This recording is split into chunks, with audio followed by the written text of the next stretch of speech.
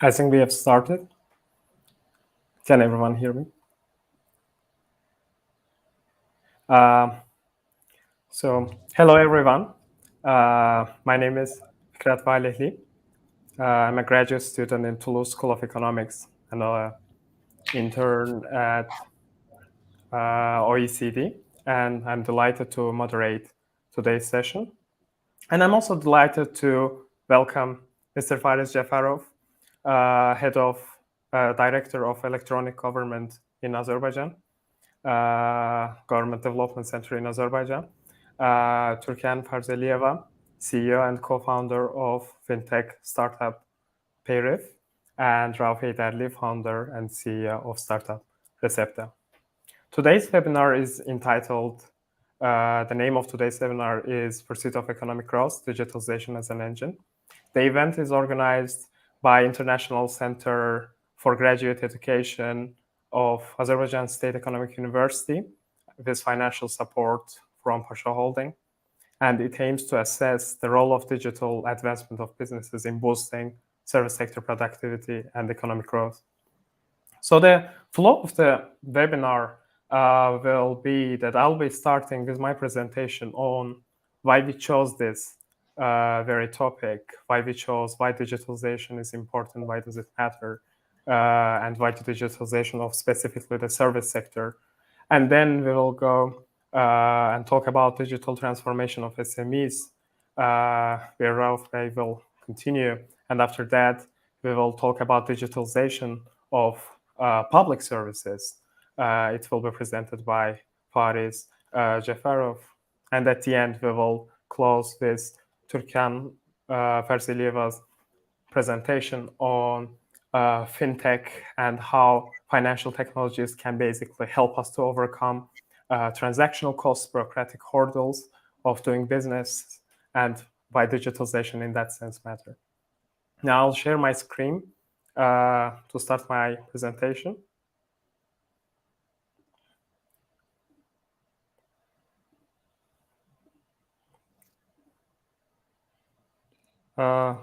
Please let me know if everyone can see my screen. I hope everyone can see my screen. Then, so today's my presentation is about economic growth and digitalization. And the outline is, I will start with this pattern that I basically discovered that is about agriculture sector, low productivity, low and stagnant growth of manufacturing sector, and the issues with mining sector. And basically these three sectors create some kind of pattern in Azerbaijan economy that we need to address. And I basically discover what's this pattern. And then I try not to be bleak, and I talk about how can we solve this problem. And I basically talk about digitalization, but very briefly, because the rest of the panel today is basically will be about digitalization and tools of digitalization. So agriculture sector and productivity trap. In Azerbaijan, the agriculture sector employs huge amount of people, 1.75 million workers in Azerbaijan. And this is roughly 36% of the total employment in Azerbaijan. And per worker agriculture sector income is like around 2,247 United States dollars. It was in 2019. And this number is lowest among all sectors because we can see that agriculture sector is preceded by service sector. And then we can see there's an industrial sector which has more employment basically.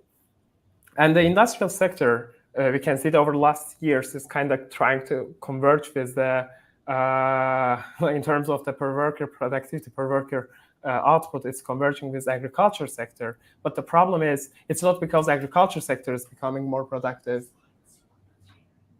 Sorry, everyone. Can everyone see my slides? We don't see the you need to change the slides. Yes. It's not changing. Okay, let me try it again. And make it full screen, please. Yeah, in my laptop it's full screen, but let me see how is that problem. I'll try it again.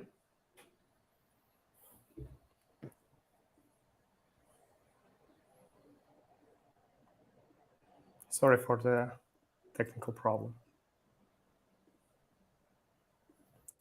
What about now? Do you see full screen?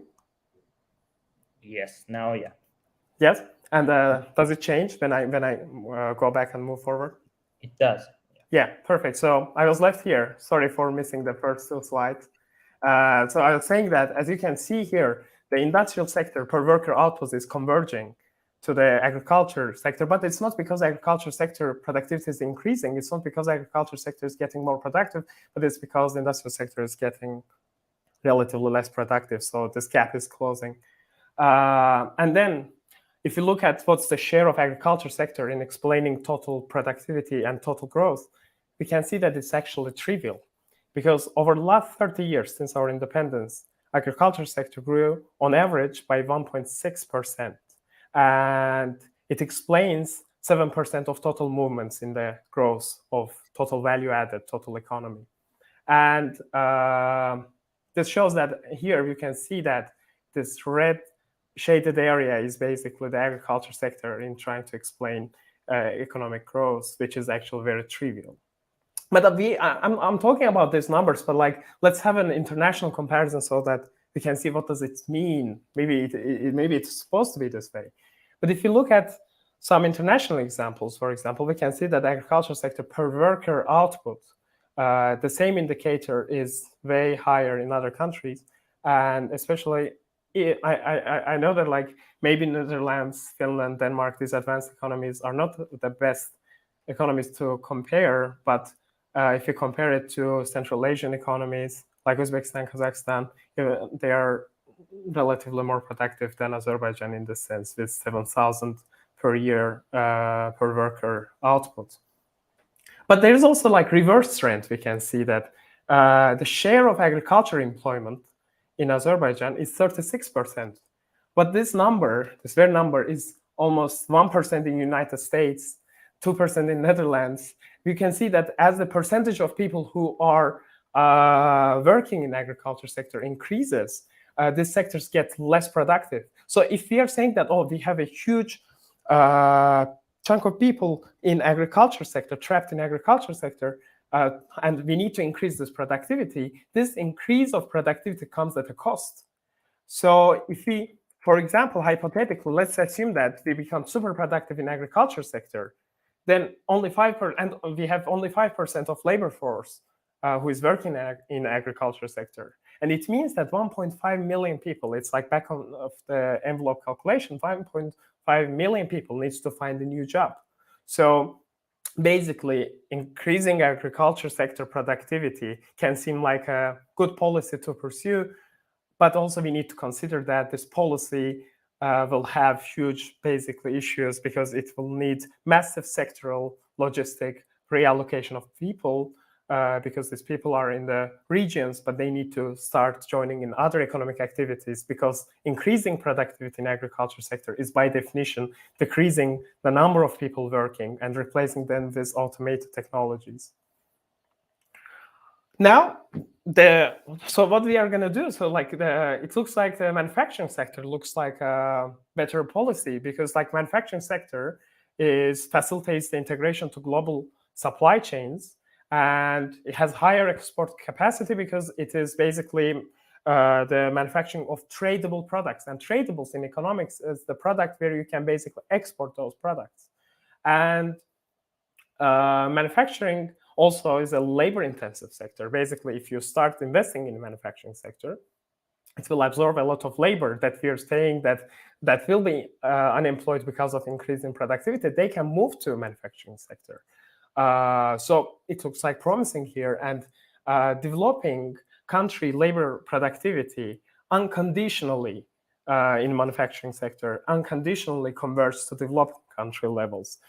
This is a Danny Roderick basically has shown it in his paper, 2013 paper, that this convergence. So it means that this sector manufacturing sector looks like a good sector to pursue the policies, because it will basically help these people who are trapped in agriculture sector in Azerbaijan to find new jobs, because it's labor intensive, and it will be also productive sector. It will not be like agriculture sector, so they will have higher income. But it's not the complete picture. But before giving the caveats, like issues with this policy, I will try to say what's going on in manufacturing sector in Azerbaijan. And we can see that the average growth of manufacturing sector has been 1.2% over the last 30 years. And compared to emerging economies like India, South Korea, this is kind of 5 times lower. And here you can also see that manufacturing sector basically explains a tiny proportion of gross decomposition. And also we need to carefully look at this picture. We can see that in the beginning of our independence, the manufacturing sector basically started to shrink because of the economic transition. And then it didn't recover as much as it shrinks. And in total, it only, here we can see that it only explains only 7% of total growth movements we have experienced so far over the last 30 years. And but what's the reason? What's the reason behind the stagnation? We can start asking and answering this question by looking at the total factor productivity in Azerbaijan. TFP is basically, total factor productivity is basically the technological contribution to the growth. This is how it is. It contains technology, it contains human capital, know-how, it contains institutions and many other factors. And we can see that TFP in the beginning of our independence, it decreased massively. What does it mean? It means that this decrease is like in the beginning of our independence, we started to basically lose huge productivity, and then it gained a pace. But however, over last years we see still stagnation, and maybe the stagnation that we see over the last 10 years is about industrial sector stagnation, because industrial sector is not developing over the last 10 years, especially I mean manufacturing sector. Azerbaijan accumulates less skills, and there's less skills flow over to other sectors, so total factor productivity growth is also stagnating. And another reason, so like what's the reason for the stagnating economic manufacturing sector? One of the reasons is we always, like economists, we like to talk about export dependence. We say that growth of the mining sector basically decreases incentives to invest in the manufacturing sector. Why? Because of this oil exports, mineral fuel exports, a lot of foreign currency basically entering to country, and demand for Azerbaijan's currency is increasing, and it leads to exchange rate appreciation, real effective exchange rate appreciation. And Hasanov, in his 2013 paper, he called Dutch Disease in Azerbaijan Economy, basically shows that we indeed experienced the real exchange rate appreciation. And as a result, now it's better, it's more profitable to import manufacturing products rather than to produce them. So we can consider this definitely as a reason, as a reason for low growth of manufacturing sector. However, I think the picture is more complicated. I think that there are many complicated reasons of why manufacturing sector in Azerbaijan is stagnating, basically. One of them is about, all of them can be framed as lesser comparative advantage in the manufacturing sector. One of them is about regional connectivity. Because of weak regional connectivity, we have high transportation costs. So tradable products, manufacturing of tradable products is not that much profitable. Also, another issue is we have a small domestic market. That's why we can't benefit from economies of scale. And lastly, we can say that also, like over recent years in the East Asia, China, for example, has been producing, and they're getting a lot of technological advancements, and the relative price of products in the global market is decreasing. So that's why investing in manufacturing isn't the best option. Maybe mining sector then, the last sector, right? However, there are also many issues with mining sector. Mining sector is very productive, but it's not a labor-intensive sector. And also complete reliance on manufacturing sector decreases the incentives of diversification, and diversification creates economic vulnerability. We know these stories, right? Hampers the potential skill, spillovers, knowledge accumulation, and most importantly, because it's not labor intensive, but it's capital intensive, it increases socioeconomic inequality. So maybe relying on mining sector isn't the best choice. So basically, I try to here characterize that if we start from agriculture sector, we see that huge 36% of people is trapped in low productive agriculture sector. They can go to manufacturing sector. However, incentives to invest in manufacturing sector in Azerbaijan isn't the highest. And then we can go to mining sector, but mining sector is not labor intensive.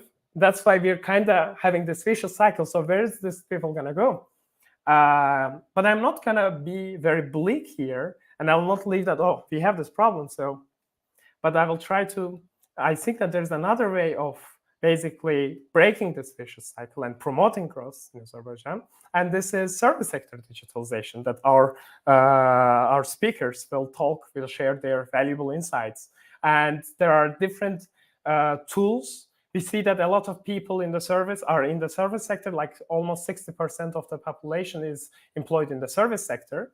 And there are digital technologies like 5G networks, Internet of Things, big data analytics, cloud computing, blockchain, artificial intelligence. All these tools are basically capable of increasing productivity, increasing connectivity. That's why creating economies of scale and decreasing the transportation costs for service sector employers and workers, hence increasing their productivity.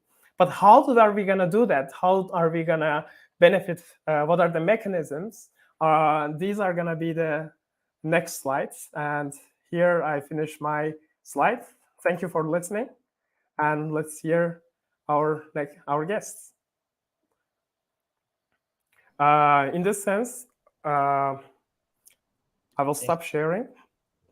Okay, now we're going to move to Rauf Heydarli, CEO and founder of Recepta, and he's going to talk about digitalization of SMEs, and he's going to share his insights on this. Hi, everyone. Thanks, Fikrat, for sharing and for introducing. You guys cannot see my screen, right? Okay. I'll talk about the digitalization transformation of small businesses, and a little bit about myself. I've been in corporate finance for more than 7 years with Amazon, Hitachi, and some other companies. And recently I founded Recepta. Basically, we are eliminating the need for paper receipts. And we raised some funds from Pasha Holding, Plug and Play, NVIDIA, and we are in partnership with EBRD. And why digitalization is so important? We can say that COVID-19 was a game changer. And here, most of those businesses, 83% of the businesses worldwide significantly dropped their revenue due to the COVID, which directly impacted their cash flow and sustainability and the trust in business as well. And the second reason is challenging employee capacity and welfare, which means let's just someone left the company, or most companies let their employee go because of the financial situation. And it was really hard when everything goes back. It's really hard just to employ someone and to do the training stuff. And supply chain disruption, the China would be probably the best example there. So for last 4 months, they closed the ports there and the fabrics, all the factories, right? And it directly affected the rate of food in United States. And the net difference between those SMEs, we can see from the chart that it's directly affected mostly hospitality, travel, tourism industry, then construction, followed by manufacturing industries. There are some good side of this COVID as well, because let's say on education, from the graph, we can see that 22% of it's kind of 22% of the educational industry can do some innovations, which can bring a lot of booms to the business and increase the revenue for the specific line.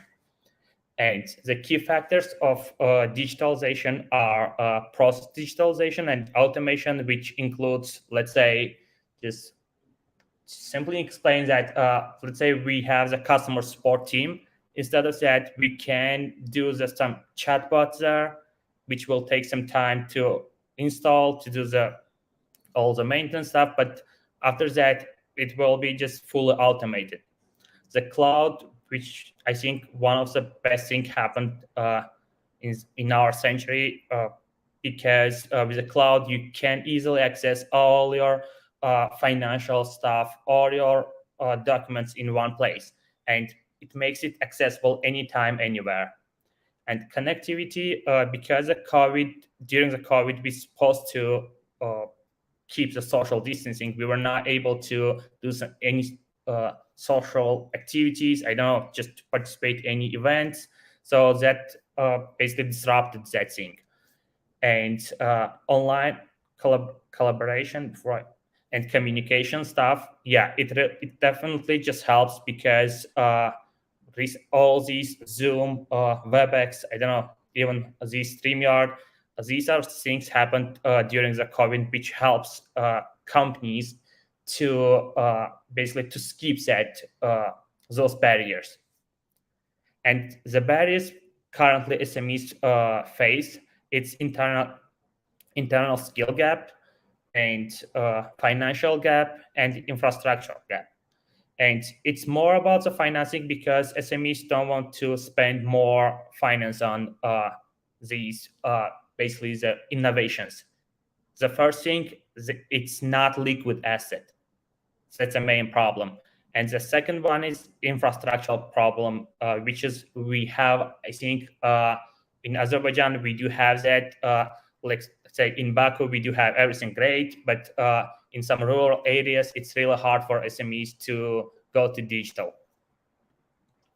And some benefits of going to digital, it definitely increases the sales and customer satisfaction, employee satisfaction as well. And other than that, it can basically bring some new innovations to the business, which will create new business opportunities. Sustainability, yeah, which means it's more, it doesn't matter, just kind of, we are not guaranteed that something like COVID would not happen again. Like we have heard that there is some monkeypox or some other stuff, right? And it will be just continuously. For that reason, I think sustainability is really important and one of the benefits digitalization can bring.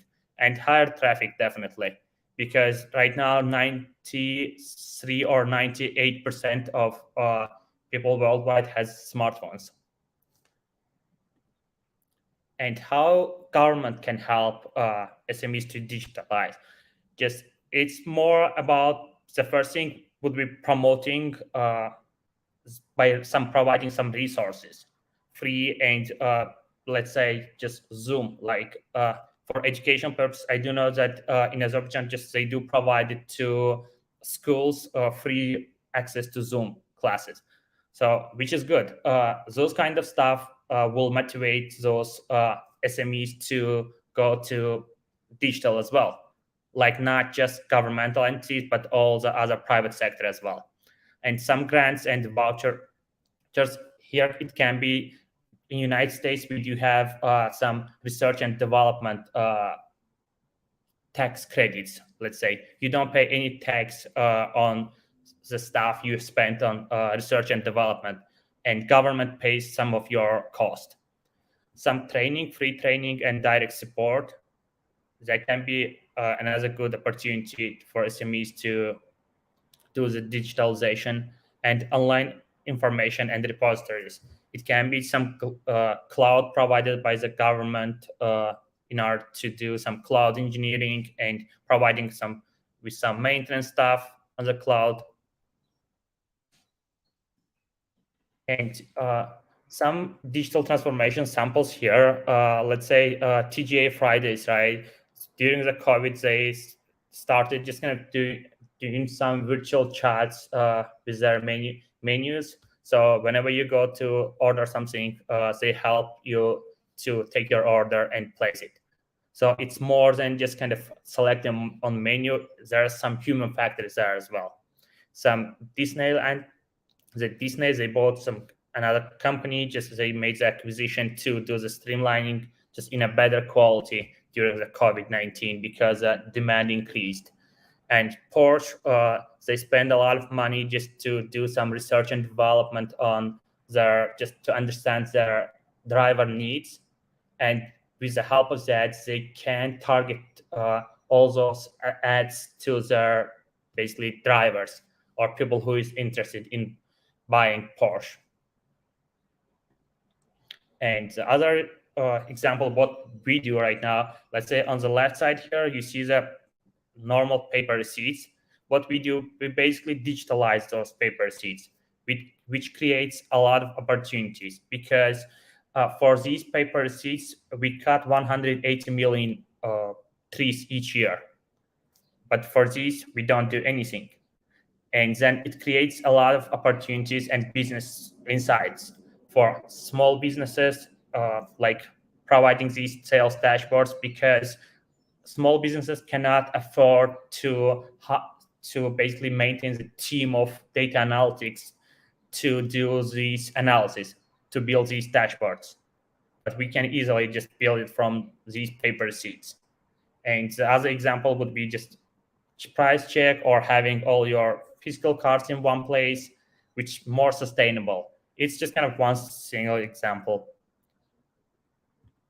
And just worldwide, we just by going digital, just kind of on one receipt only, just let's say, right, we can save more than 180 million trees, like I mentioned before. It's more than 250 billion liters of water. And those 93% of those paper receipts are non-recyclable. That's another issue. I think that's it for now. Thank you.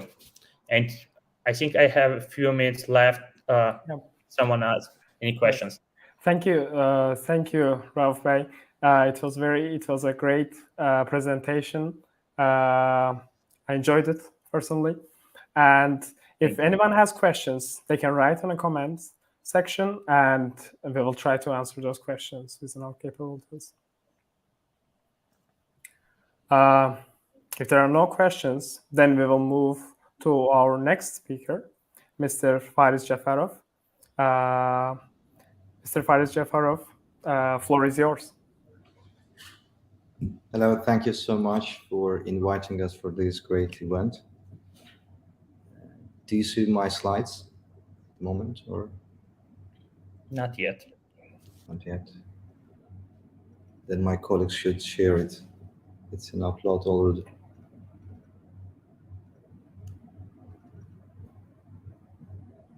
You see it now. So basically, in our Sun service, we are a part of our Sun service. We are actually now designing the services for meta government. So the first time in globally, like, we try to keep aligned with the changes happening in the world.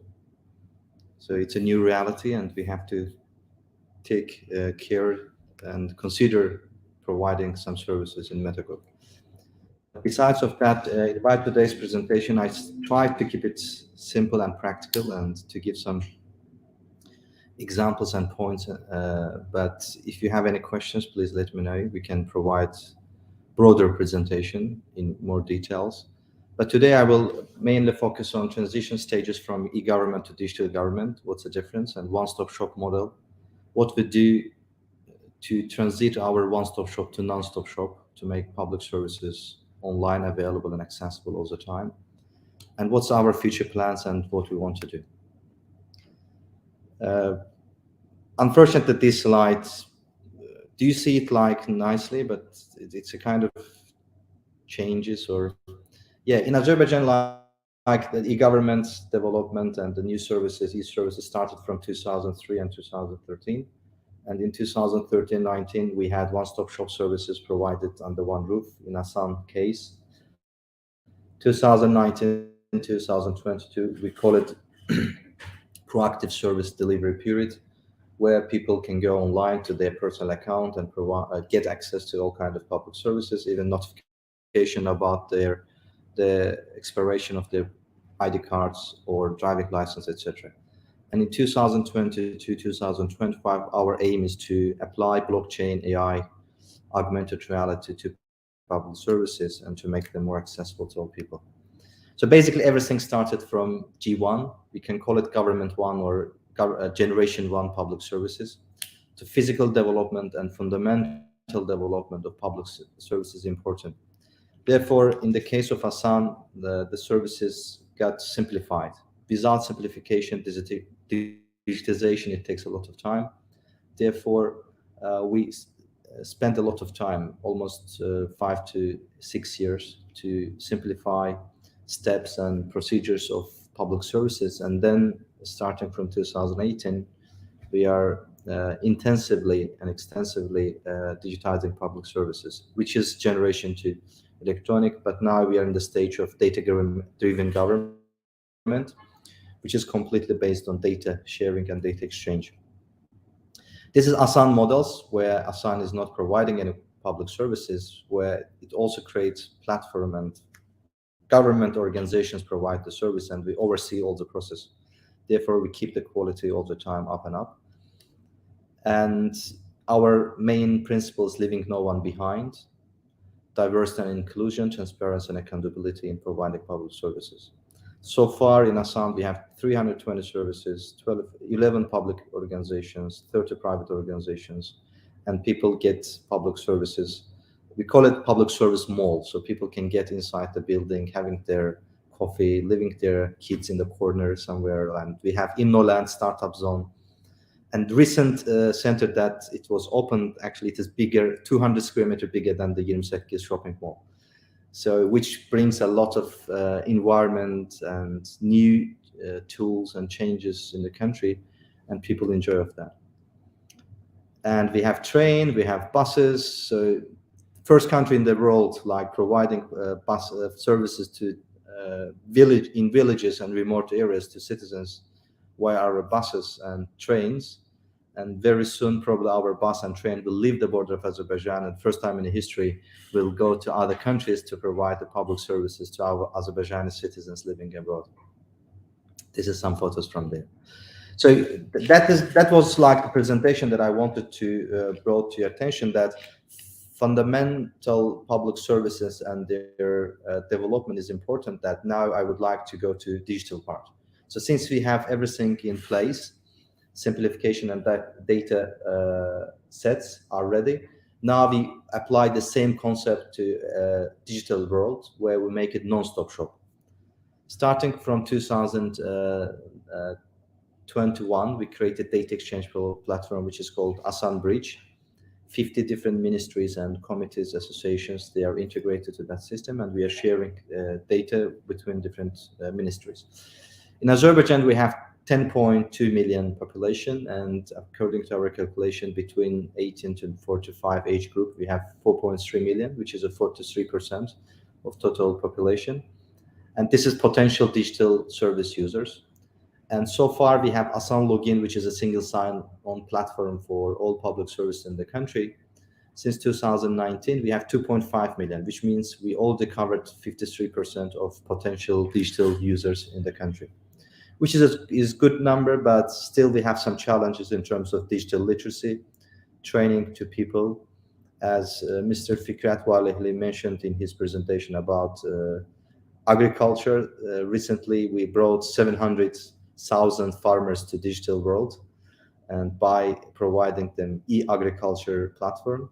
So where we have to catch a lot of people in different areas. Even we opened on TikTok account to give some videos to people that how they can use public services, because we have different focus groups. We have elderly people, we have students, we have families, we have parents, and we have entrepreneurs and SMEs. So we have to work with all these focus groups, like multidimensional and multidisciplinary discussions and get their points.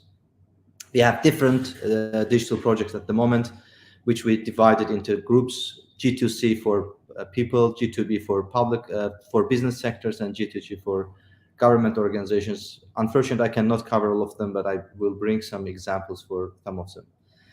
The main challenge at the beginning in terms of digital transformation was about data sets, how many data are available and data catalog available in the country, because when we talk about digital, the blood of digital world is data.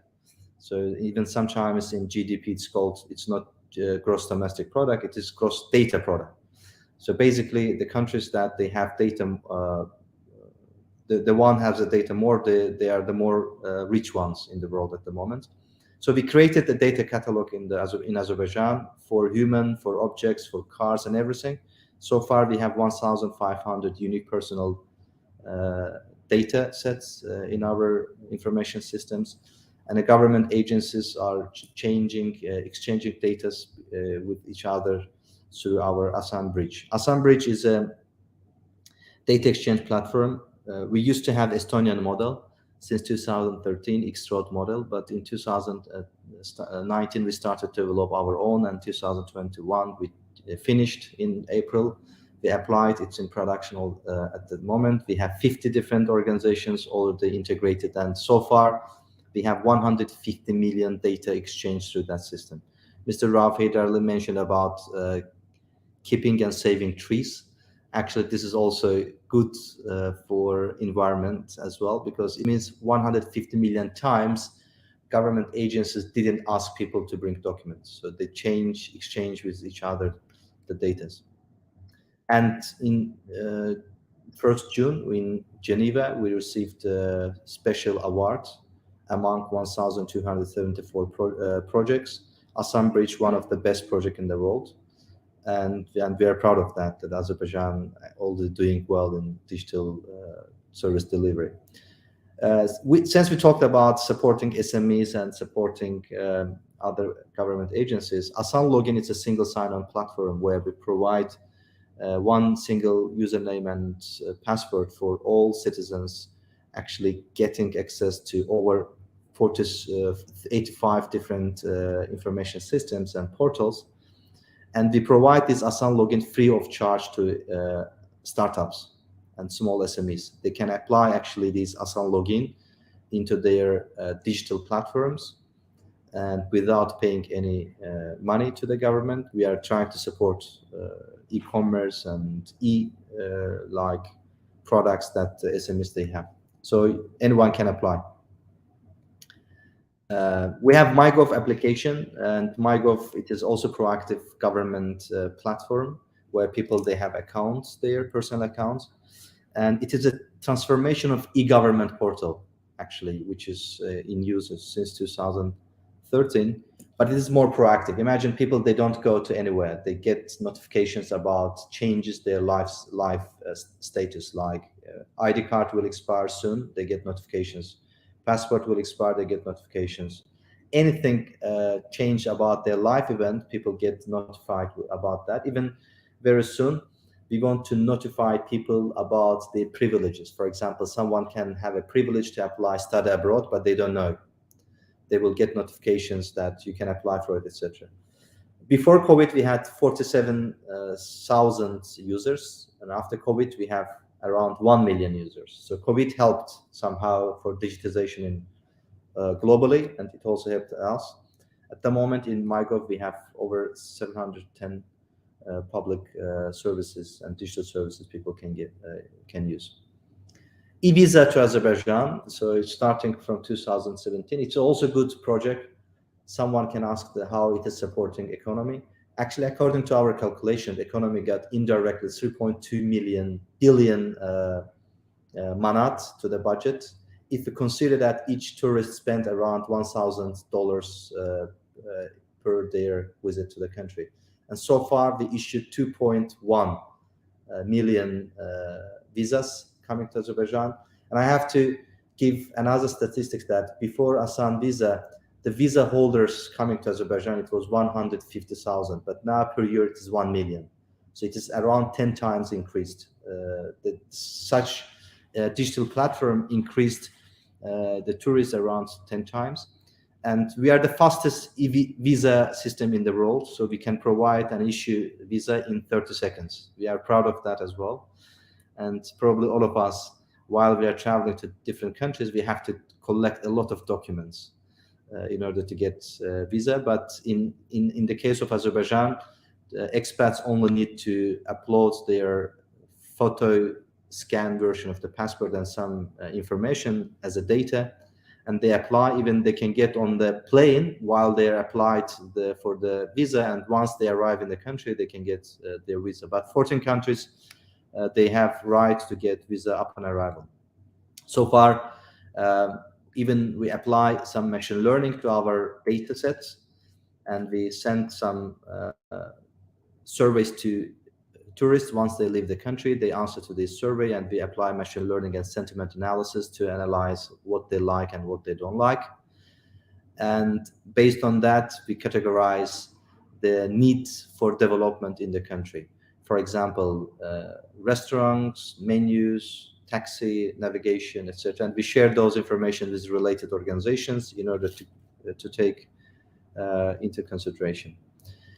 Since I heard some information about e-agriculture in Azerbaijan, I just changed my slides, Fikrat, and I put some slides about e-agro in the country.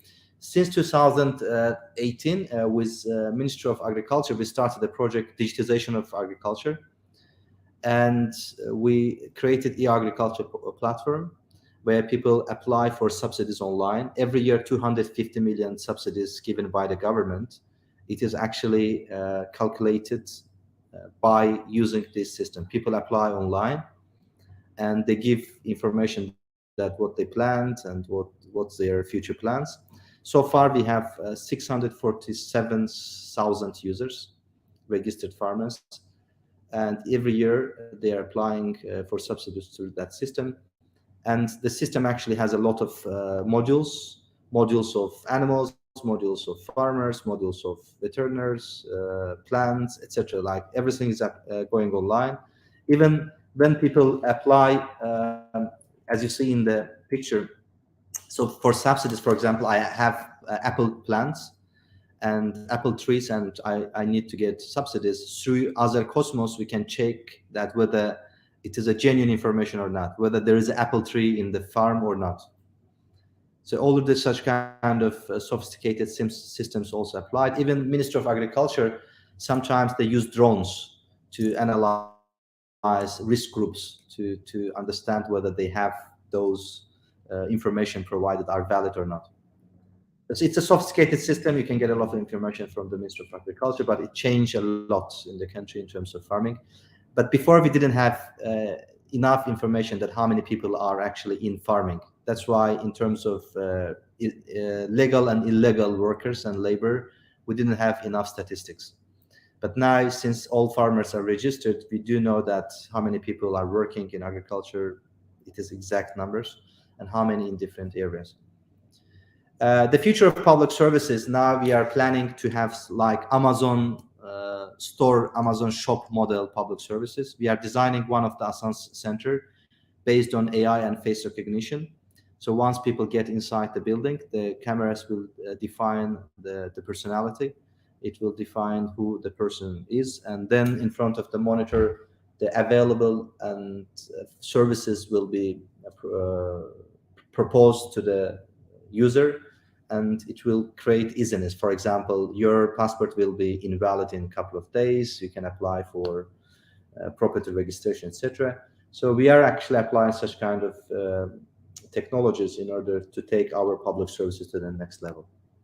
This is a kind of concept how the person will get there. Or sometimes people ask us some questions that why do I need to come to Aslan Center even if I can apply through MyGov application and give my biometrics and get my ID card to my house. But in 2012, people had only concern that how can I quickly get my ID card. But now we have such kind of requirements and demand, and it's challenging, it's demanding, and we work on it. And the key challenges at the moment in terms of digital transformation. It's about the data privacy. Regardless, we share a lot of notifications in MyGov applications that which organizations actually using the private data of the citizens, but citizens still are so open of giving consent to different private sectors and mainly social network personal data like Facebook. People give all kind of information about themselves to the Facebook, but when it comes to the government, they say, "What's my data? How government are using my data?" Cybersecurity is a big challenge. That's why we have a big project. We call it Cyber Hygiene Project. Very soon we will launch it. People will get a lot of questions and will use it, test themselves, understand where they have some weak points in order they can train themselves. Transparency and accountability, diversity and inclusion. So once we create public services, digital public services, we have to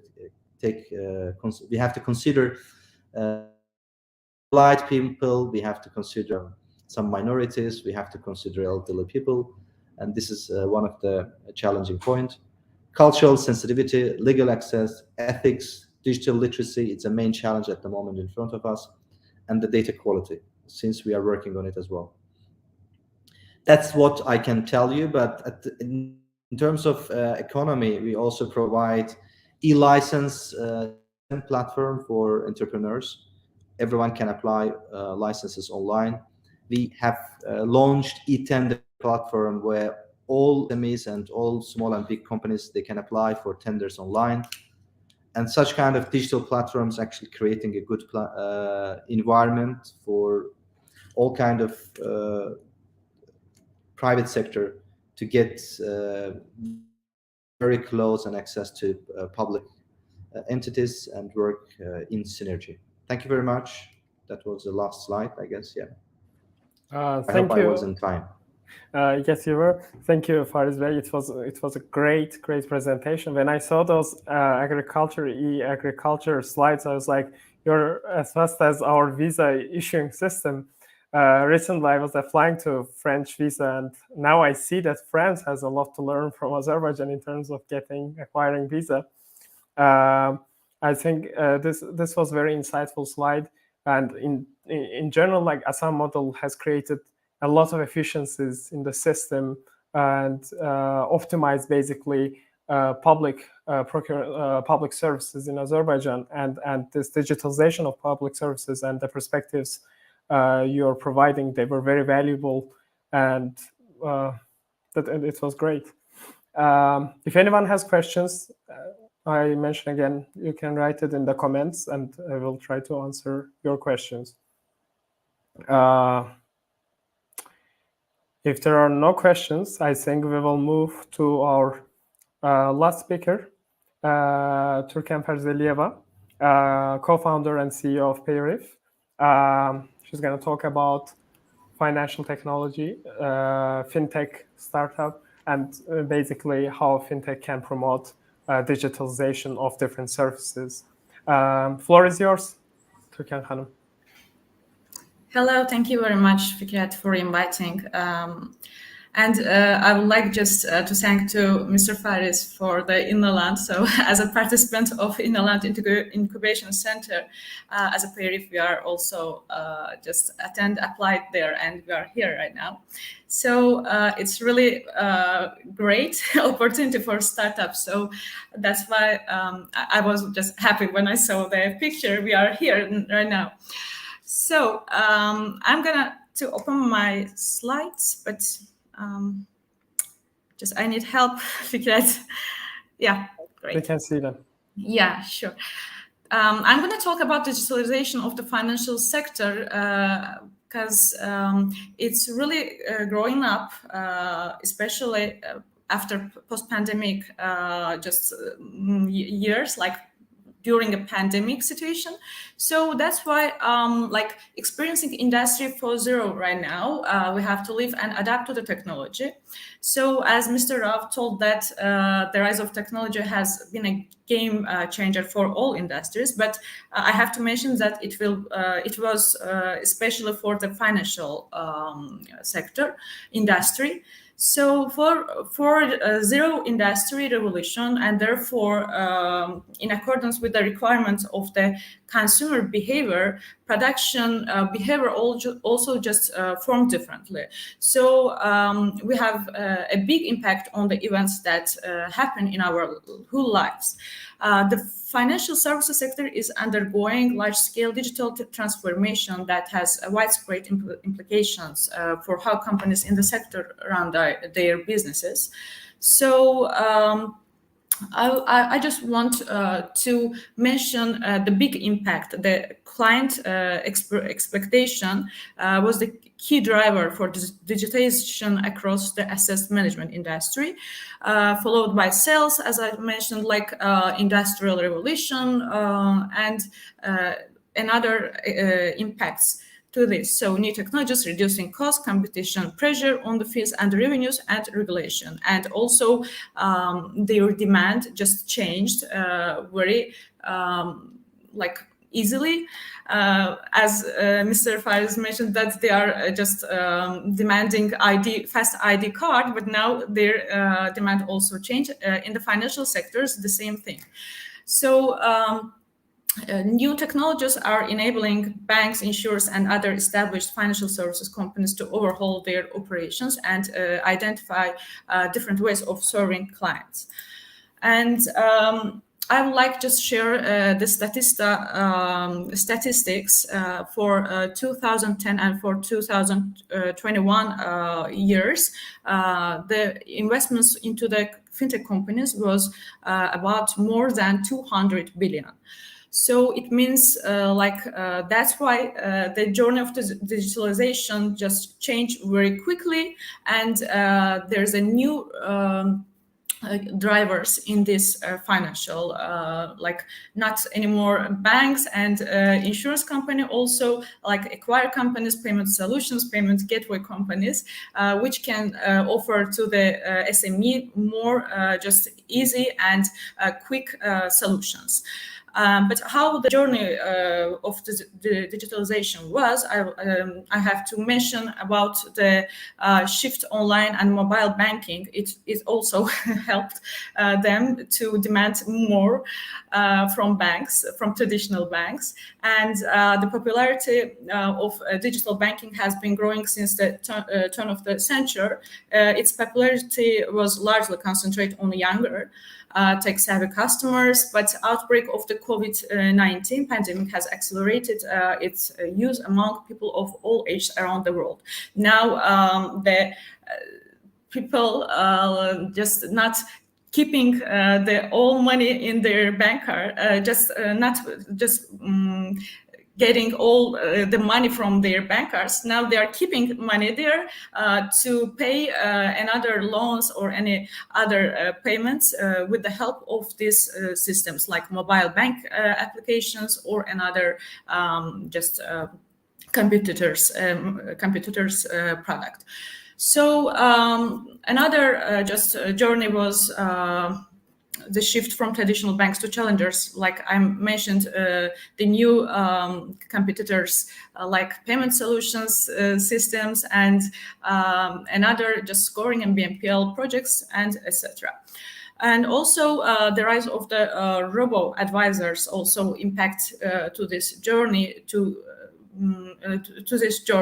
So another product, robo-advisor, rapidly changing banking world is the robo-advisor, and they are now using the most correct data and analyzing the right data to provide clients with the credit and get them at a normally scheduled timing. So the digital platforms provide financial advice as well as investment management, which is based on algorithms designed by portfolio managers, robo-advisors, as I mentioned. So robo-advisors automate the process of investing with a little zero human supervision. And also blockchain's impact. Blockchain is seen as another piece of technology that is boosting to shift to digitalization to finance. Blockchain is the technology used by cryptocurrencies such as Bitcoin. And my next slide, how digitalization impacts financial services companies. As you see my numbers there, I can see, 1 minute. 79% says that digital is a top or high priority area. 60% have a digital transformation effort, and 51% main digital focus is to improve client experience. So advantage of fintech, the first of all, it's cheaper due to lower fixed OPEX costs. You can easily take over traditional players.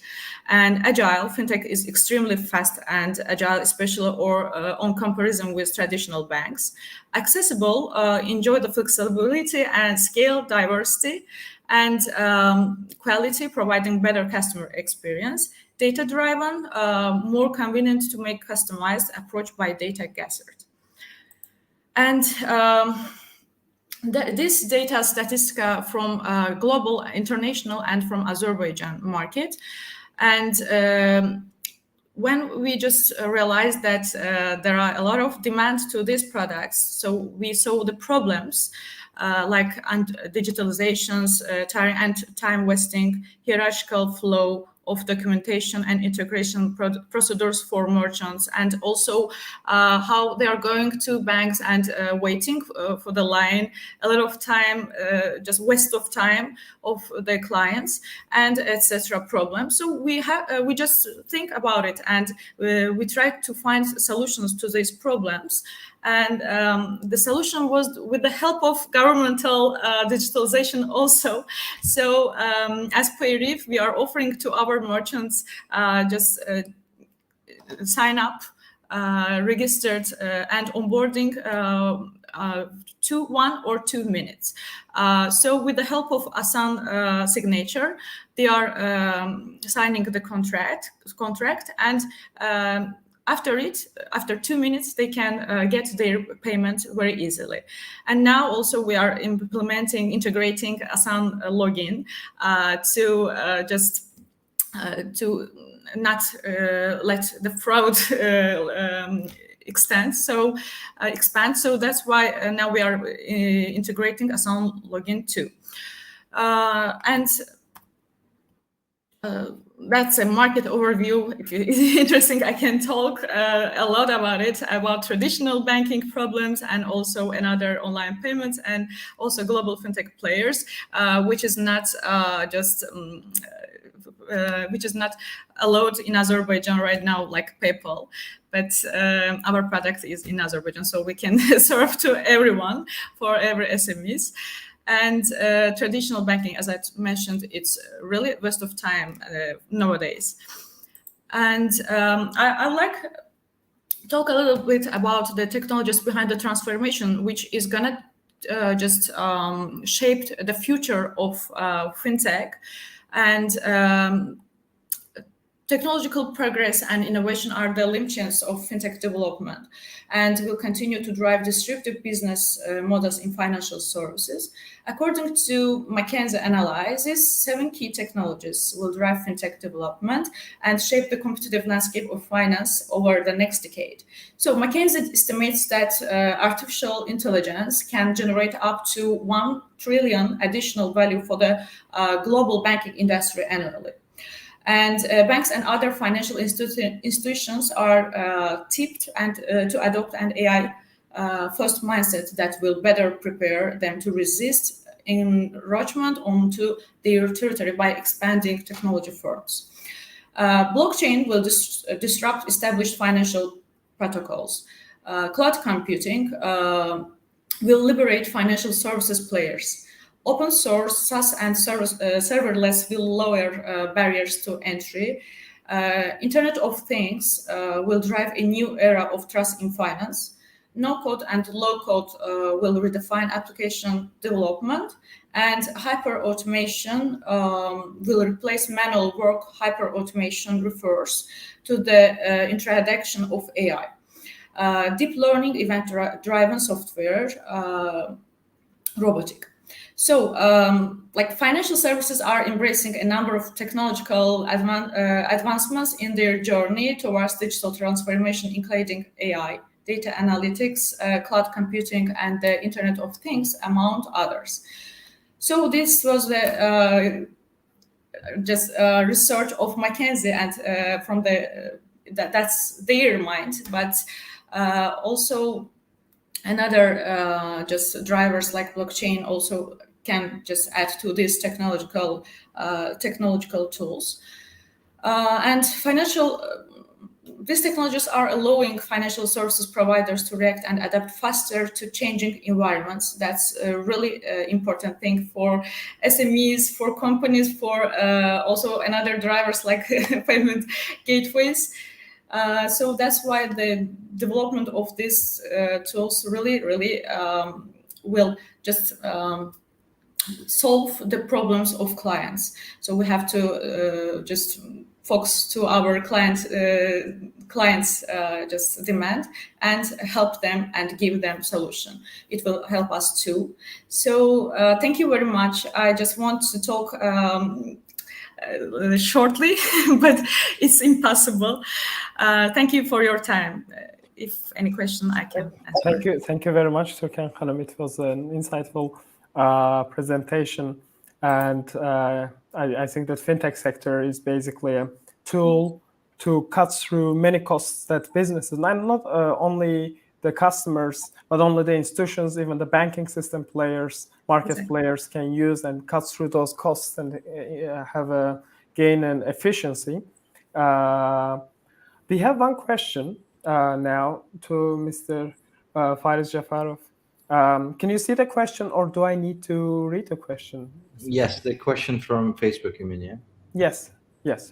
Kasmamat Shabana. Actually, it's not one question. The question has three parts. The first answer, we have our in-house employees, and plus we have outsourced projects. For example, Asan Visa e-tender projects, we did, it is joined with private sector. It is public-private partnership. So basically, private IT companies, they invested in developing the program, and they applied some service fee on the visa. Once people get the visa, they pay state fee and they pay extra service fee, and we use this service fee to keep our systems operating, and we share that part with the private sector. In terms of data sourcing, storing the data, we don't store any data. All ministers, they have the information systems, and they store the data in the information systems. We only play the data exchange platform. We kind of orchestrate the data, and the data flows through that systems, and they are actually encrypted. And we have our old systems and servers in Azin Telecom, the state data center. We don't keep the data, even the data related to us, in our systems. I think I answered to the questions, and the good news I can actually share with startups. Starting from this year, we are going to establish GovTech startups concept within our building, and it's old InnoLand but new Loland in the Asan 7 center. And old InnoLand will convert it to GovTech startups. What does it mean? So basically, we will work with those startups who are bringing some platforms and systems and solutions for government, public services, etc. So we will work with them, and we will give them some data. We will help with the data sets, and they will develop the real products, and we will work in cooperation, maybe public-private partnership, or etc. Or we will buy, or we will sell those projects to different agencies as well. This is what our vision for the future. And in the future, actually, we don't want to have any developers in-house to develop any kind of services. We want to outsource all of them, and we want to support basically private sector. We want to play the role of design thinking office and project management office, giving standards, controlling, monitoring, and supervising, and the private sector develop the products for the government. That's our vision for the future. Well, I think this is great, because one of the key challenges many countries are facing in the digitalization of SMEs is establishing public-private partnership. But this new idea is, I think and this project will promote public-private partnership, and this is great in that sense. I think there's one question. We are the first country, maybe one of the first countries where we provide the data to the banks through our Asan Finance project, and the banks actually open the bank account and then give the loans to customers using only data. The people actually give a consent on the paper that I give the consent that you can get my personal data from e-government system. And we provide such kind of information to the banks. And so far, 60 different financial institutions integrated to e-government information system. And now mobile banking, online payment, actually they are developing because of this data supply by us to those SMEs, banks, and etc. And very soon, maybe it can be good news for our Innoland resident as well. Very soon, we are going to launch OpenID platform. So basically, OpenID means it will be integrated all kind of online systems, and people will give online consent to what kind of data about themselves they want to share to those service providers. Why it is important? Because no one wants to give inputs and fill out any kind of application. Everyone wants everything goes smoothly, like Gmail. When one system is integrated to Gmail asks a question that those organizations, they require your email, name, surname, and birthday. That system will work for the government, which provide the services for private sector. Thank you. Thank you very much. There's one question, I believe it's addressed to me. It says, how do you imagine lay people become productive in the digital world? When I hear lay people, I imagine the people in agriculture sector we were talking about, especially. I think that in the literature, some scholars are trying to explain even surge of populism, some recent political developments in Western countries, mostly with this gap, knowledge gap between educated part of society and the manufacturing sector people who are called left behinders. But I think the situation is different in Azerbaijan. I think there are many people who can benefit from digitalization, but they need to have an access, and access requires some kind of knowledge of digital, or some kind of digital skills. But I think in terms of the service sector, promoting digital skills, training people to use digitalization to promote their businesses. It can be promoting agricultural products that they are selling in the internet. I think promotion of these digital skills are easier than promoting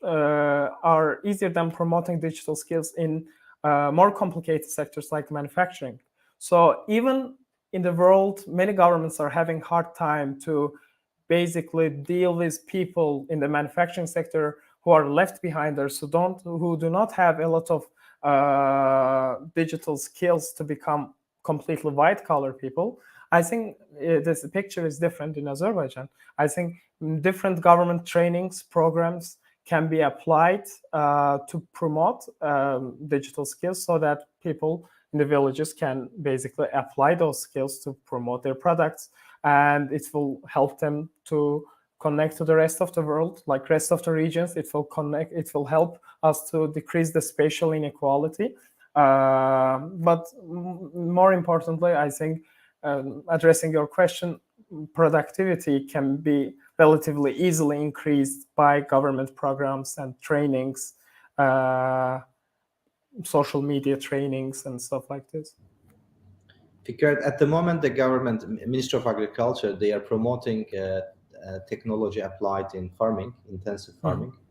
The one who actually applied intensive farming, they give 2, 3, or 5 times extra subsidies for those farmers. So basically, Ministry of Agriculture is like promoting. Even 2 days ago in Astafa, there was second innovation forum, agriculture forum, and the government showing to farmers what is drone, how they can apply drone, how they can apply some data sets, how they can apply some IoTs in agriculture, that they can get a lot of data about giving water to the trees and the quality of the soil, etc., etc. That is what the government is doing. But actually, in terms of government, we follow Gmail, WhatsApp, Facebook, and others because they spend a lot of money for social engineering. And they make their solution that easy, even those lay people can easily use. Therefore, as a government, we don't invent America again. We follow those Gmail and others, how they apply like terms and conditions, buttons, colors, etc. We replicate it to public services that to make it easy for lay people and uneducated people that easily can use these public services. But it is a big challenge for all countries, digital literacy, because technology is changing, innovation is happening, and you need to keep people aligned with all these life changes happening in the world. It's actually great that you mentioned about subsidies. This is what I kind of forgot to tell. Other than trainings, providing subsidies for people to do intensive agriculture where more productivity will be a result is another engine. Basically, creating this financial access to farmers who want to go more productive is another way of promoting. And I think Fariz Bey also answered the real answer to this question: what's government doing right now about this?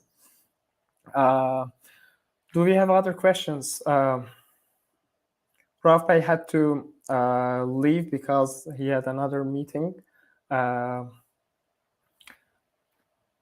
If you don't have any other questions, I think, and by the way, thank you, Kasmamet, for asking very insightful questions. I think they enlightened the conversation.